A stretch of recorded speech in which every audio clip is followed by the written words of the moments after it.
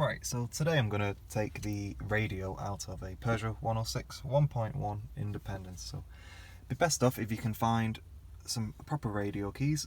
If you don't have those, there's still ways of doing it, for example coat hangers and stuff like that. But these keys just slide in there, you push them all the way in, so you can feel them go there.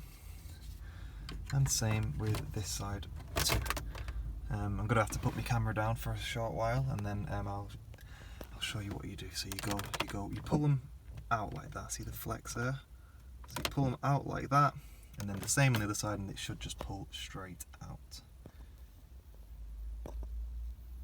So, as you can see here, we have taken the radio out fully, and it just slides out like so.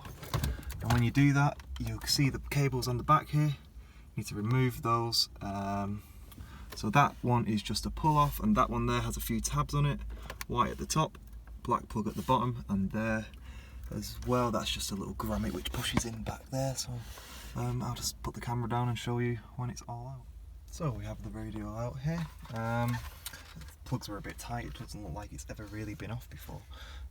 This is where the pins go in through the side, so they go through the front there, and then they lever on these little locking tabs here, so you basically just pushing them out like so. Right, so what we're actually looking for when we get the radio out is the serial code.